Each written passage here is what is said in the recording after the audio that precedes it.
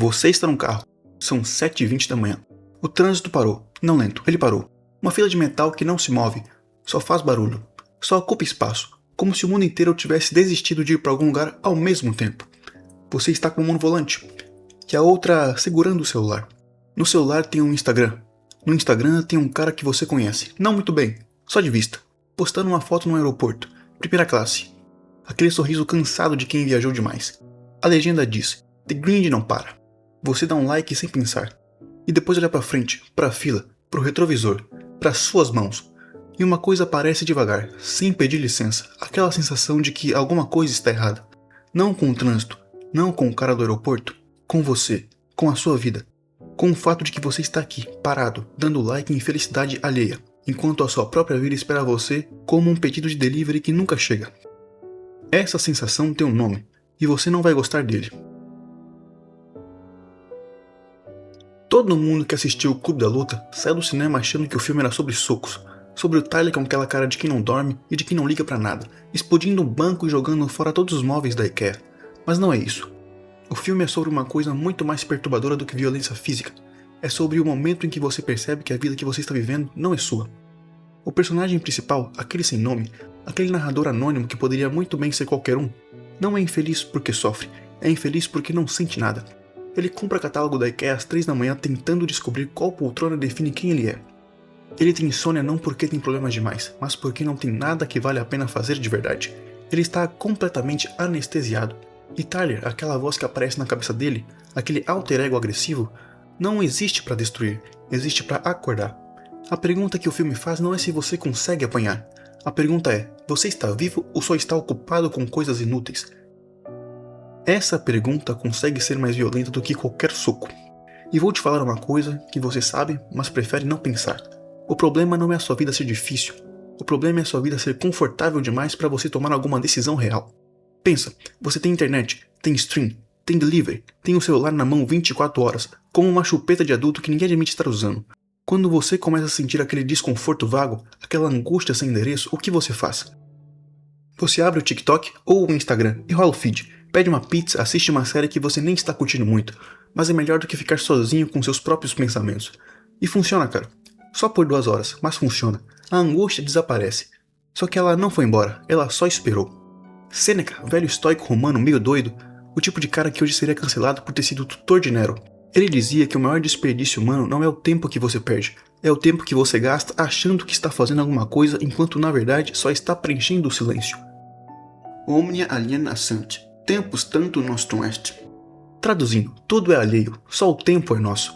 Você tem quantos anos? Some isso, multiplica por 365 e me diz quantos dias você lembra de verdade. Não como um arquivo de fotos, como um momento em que você estava completamente presente, completamente acordado, completamente você. Tem um cara na história da filosofia que eu preciso apresentar a você, porque ele é basicamente o Tyler com toga. Esse cara é Diógenes de Sinope. O cara morava num barril, literalmente tinha um barril como casa. Quando Alexandre o Grande, o homem mais poderoso do mundo naquele momento, foi visitá-lo pessoalmente, Alexandre perguntou: "O que eu posso fazer por você? Peça qualquer coisa." Diógenes olhou para ele e disse: "Saia da frente do meu sol." Só isso, saia da frente do meu sol. Alexandre saiu de lá dizendo que se não fosse Alexandre, queria ser Diógenes, o homem mais poderoso da antiguidade, queria ser o cara que morava num barril. Diógenes não tinha nada. Nenhum status, nenhum patrimônio, nenhum seguidor, nenhum plano de metas, nenhum podcast de desenvolvimento pessoal para ouvir no carro. E ainda assim tinha uma coisa que Alexandre, com todos os exércitos do mundo, claramente não tinha. Clareza sobre o que queria. A capacidade de dizer não para o poder máximo sem piscar. Ele não estava tentando impressionar ninguém. E essa é a coisa mais rara do mundo moderno. Não dinheiro, não talento, não disciplina às 5 da manhã. É a capacidade de olhar para dentro e saber de verdade o que é seu. Não o que você está carregando simplesmente porque jogaram nas suas costas. Aqui eu preciso ser direto com você, meu mano. Você está lutando todos os dias, só que provavelmente está lutando a luta errada. Está lutando para manter as aparências, para parecer que está tudo bem quando não está. Só para postar a versão editada da sua própria vida enquanto a versão real fica guardada em algum lugar que você raramente visita. Tudo isso para cumprir expectativas que nem são suas, são da sua família, da sua geração, do algoritmo que te diz o que é sucesso com base em quantas curtidas você recebe. Você está lutando para caber em um molde que foi feito sem sua medida. E está perdendo essa luta, porque é impossível ganhar uma batalha que não deveria ser travada. O Clube da Luta, o real, O que o filme tenta mostrar é sobre o momento em que você para de lutar contra os outros e começa a lutar contra a versão de você mesmo que você criou para agradar os outros. Tyler não é um herói, é um alarme de incêndio, barulhento, caótico, destrutivo, porque é exatamente isso que você precisa quando está dormindo dentro de um prédio em chamas. Você acha que está tudo bem porque a temperatura ainda está confortável, mas sem isso, em pouco tempo o fogo bate na sua porta. Tenho que te apresentar agora um outro cara, seu nome é Epicteto. Epicteto nasceu como escravo, não metaforicamente, literalmente. Foi comprado, foi vendido, teve o tornozelo quebrado pelo próprio dono por diversão. Seu dono queria ver ele gritar, mas Epicteto não gritou. Em vez disso, ele olhou para o próprio dono e disse: "Eu avisei que ia quebrar." Esse cara não tinha liberdade nenhuma no sentido físico da palavra. Desenvolveu a filosofia mais radical sobre liberdade que existe. A distinção fundamental dele é tão simples que parece óbvia, até você tentar aplicar e perceber que nunca fez isso na vida. Existe uma coisa que depende de você, e existem coisas que não dependem de você. O que depende é simples, os seus julgamentos, as suas escolhas, as suas reações, o que você decide fazer com o que acontece. Já o que não depende é o resto, o trânsito, o chefe, o que as pessoas pensam de você, se vão te dar uma segunda chance, se o mercado vai subir ou cair, se o post vai viralizar ou se aquela pessoa te ama. E lembre-se, ele dizia isso dentro de um contexto que a maioria de nós nunca vai chegar perto. O sofrimento quase sempre vem de tentar controlar o que não depende da gente, enquanto ignoramos completamente o que depende. Eu tenho quase certeza que você gasta uma energia absurda preocupado com o que vão pensar da sua apresentação, mas zero energia treinando para ter uma boa apresentação. Gasta energia esperando uma mensagem ser respondida, e zero energia decidindo se essa relação realmente vale a pena o que você está colocando nela. Sempre gasta energia preocupado com o resultado e quase nada com o processo. É como passar o jogo inteiro olhando para o placar e nunca para a bola. Vou descrever para você a rotina da maior parte das pessoas. Elas acordam, pegam o celular antes mesmo de abrir o olho. Checa a notificação, já começa o dia respondendo o mundo em vez de começar o dia sendo você. Vai pro trabalho fazer coisas que tolera, para ganhar dinheiro para comprar coisas que não precisa, para impressionar pessoas que não ligam, para ter status em um jogo que ninguém claramente estabeleceu as regras. Chega em casa cansado, não cansado de ter feito algo que importa, cansado de ter fingido o dia inteiro que está tudo bem.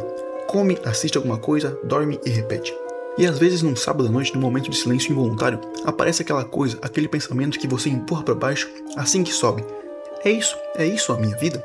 E você logo se distrai, logo abre o TikTok, logo manda mensagem para alguém, logo faz barulho porque o silêncio fica perigoso. O Clube da Luta chama isso de ser escravo dos desejos da IKEA. Eu chamo isso de suicídio lento, com estética de conforto. Você não está morrendo de nada grave, está morrendo de nada. O que é lutar de verdade? Não é acordar às 5 da manhã se você não tem clareza para quê. Não é disciplina vazia cumprindo uma rotina que não tem significado nenhum para você, além de parecer produtivo no feed. Não é aguentar calado porque a vida é assim e todo mundo vai passar por isso. Lutar de verdade é menos cinematográfico. É muito mais desconfortável do que parece. É sentar com você mesmo em silêncio, sem celular, sem música, sem distração. E fazer a pergunta que você tem evitado há anos. O que eu realmente quero? Não o que faz sentido. Não o que é responsável. Não o que a sua mãe aprovaria. Não o que vai funcionar nas redes. Não o que a sua geração chama de sucesso. É descobrir o que está debaixo de toda aquela armadura de expectativa, aquilo que você realmente deseja. Marco Aurélio foi imperador de Roma, o homem mais poderoso do mundo em seu tempo, e ao mesmo tempo alguém que escrevia diário às madrugadas para não perder de vista quem ele era. Ele dizia que você pode perder várias coisas, seja dinheiro, reputação, saúde, amor, mas tem uma coisa que ninguém pode tirar de você a não ser que você deixe. E isso é a sua capacidade de agir com integridade. E lutar no fim é isso. É fazer a escolha honesta quando a escolha conveniente está bem na sua frente. É dizer não quando o sim seria mais fácil. É parar de construir a vida que parece certa e começar a construir a vida que é a sua. Isso pode ser meio chato, mas no fim é verdadeiro. Você sabe o que é mais violento no Clube da Luta? Não é as cenas de luta, não é a explosão no final. É quando o personagem percebe que Tyler é ele mesmo. Que aquela voz que dizia as verdades que ele não queria ouvir, que agia do jeito que ele nunca teve coragem de agir, que fazia as perguntas que ele passava a vida evitando, no final era ele. Uma parte dele que não tinha sido anestesiada ainda. Isso era o autoconhecimento real. Isso não é aquele quiz de personalidade do Instagram onde você descobre que é um introvertido do tipo 4. Não. E também não é aquele retiro espiritual onde você chora num círculo e volta para a mesma vida no domingo. É o autoconhecimento real, aquele que dói. Porque quando você realmente olhar para dentro, sem filtro, sem história, você vai acabar encontrando coisas que realmente não vai gostar. Covardia disfarçada de prudência, inveja disfarçada de admiração, ressentimento que você chama de esquecimento porque nunca processou de verdade, escolhas que você fez por medo que chamou de decisão racional. Sócrates, o outro cara irritante da história. Aquele cara que ficava na praça pública questionando todo mundo até alguém decidir que era melhor condená-lo à morte. Ele tinha um lema, e esse lema era: conhece-te a ti mesmo. E isso parece simples, mas não é. A maioria das pessoas prefere morrer sem ter feito isso do que enfrentar o que vai encontrar. E tem outro pensador que as pessoas citam errado o tempo todo, Maquiavel. Falam dele como se fosse um manual de vilania, como se os livros dele fossem te ensinar a ser maquiavélico, insinuando como se isso fosse sinônimo de cínico, manipulador ou um cara sem escrúpulos. Não é isso. Maquiavel foi o primeiro cara da história ocidental a descrever o mundo como ele realmente é, não como deveria ser. O que ele disse, resumindo muito, é que existe uma diferença brutal entre a virtude que você exibe e a virtude que você precisa para sobreviver no mundo real. E que caso você confunda as duas, isso pode te destruir. O homem que age sempre como deveria agir, no mundo onde a maioria não age assim, ele vai acabar com problemas. Isso não é um conselho para ser desonesto, é um aviso para não ser ingênuo.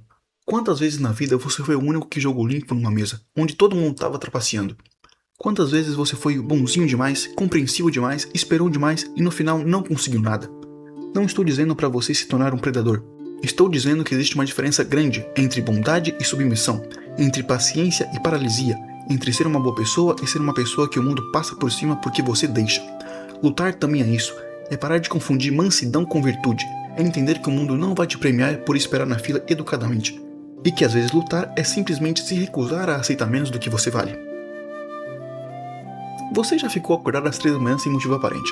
Isso é óbvio. Não porque estava ansioso com algo específico, não porque tinha um trabalho pendente, não porque estava com dor, só acordou e ficou olhando pro teto. E o silêncio da casa era tão alto que parecia barulho. Esse momento é um dos mais honestos que a vida pode te oferecer. Porque de madrugada, quando o seu cansaço baixou a guarda e o entretenimento foi dormir, aparece o que você realmente pensa sobre você, sobre as suas escolhas, sobre o gap entre quem é você e quem você sempre quis ser.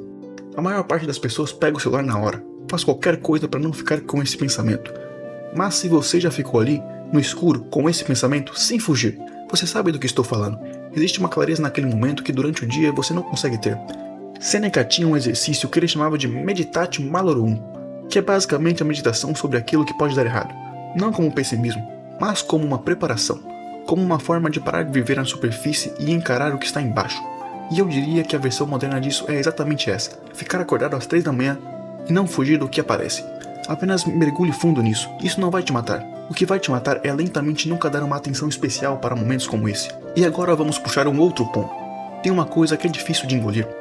Às vezes a maior luta não é agir, é parar. A cultura que você e eu crescemos vem de um único modelo.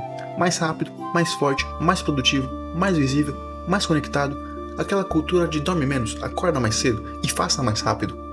E tem pessoas, e talvez você seja uma delas, que são destruídas não pela falta de esforço, mas pelo excesso de movimento sem direção, que correm muito, mas não sabem para onde, que produzem muito, mas não constroem nada que é delas. São pessoas que estão sempre ocupadas, mas nunca presentes. O paradoxo é que às vezes lutar é sentar quieto, é ter coragem de não fazer nada por um momento, de deixar o silêncio ser silêncio, de não preencher cada segundo com um estímulo, porque você tem medo do que vai pensar quando parar de se distrair. Platão conta uma história que todo mundo conhece, a alegoria da caverna. Prisioneiros que vivem acorrentados dentro de uma caverna olhando para as sombras na parede e acreditando que as sombras são a realidade. Quando um deles se solta e vai até a saída e vê o pôr do sol pela primeira vez, fica cego.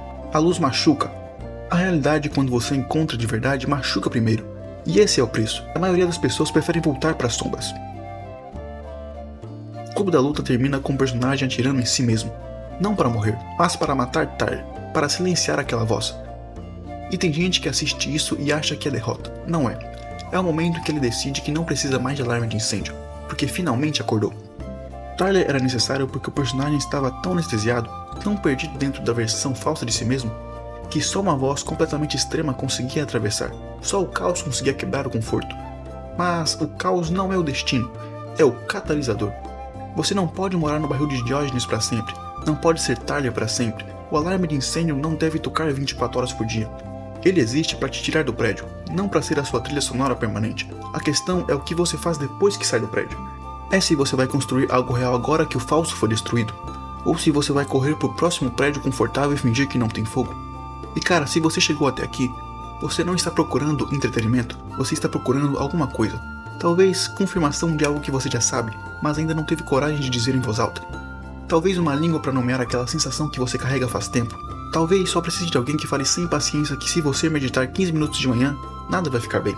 Ficar bem é um trabalho feio, um trabalho não linear, sem aplauso, sem garantia de resultado. É o trabalho de se conhecer de verdade com as partes ruins incluídas. É o trabalho de distinguir aquilo que é seu do que você pegou emprestado sem perceber. Um trabalho de tomar a decisão real. Não a mais fácil, não a mais segura, não a que vai agradar todo mundo, mas aquela que você consegue olhar nos olhos daqui a 20 anos sem sentir que traiu a si mesmo. Epicteto, o ex-escravo com o tornozelo quebrado, dizia que a liberdade não é fazer o que você quer. É não precisar de nada além do que está ao seu alcance para ser inteiro. Isso é lutar. Não é soco, não é explosão, não é revolta barata contra o sistema enquanto você rola o feed. É o trabalho silencioso e constante de se recusar a viver anestesiado. E aqui então voltamos pro carro. O trânsito andou um pouco. O cara do aeroporto postou outra foto. Você ainda está aqui. Eu não vou te dizer algo para mudar de vida amanhã. Não vou te dar 5 passos para ser a melhor versão de você. Não vou terminar isso com uma frase para você postar no story com o pôr do sol de fundo. O que vou te dizer é só isso. Você sabe, no fundo, embaixo de tudo isso, sabe onde está se traindo, sabe o que está evitando, sabe qual conversa precisa ter, consigo mesmo ou com outro alguém. Sabe qual escolha você está empurrando, porque é mais fácil continuar do mesmo jeito. O clube da luta não existe para te ensinar a brigar. Existe para te lembrar que você está numa briga. A questão é só se você vai continuar fingindo que não está. Lute, não contra o mundo. Lute contra si mesmo.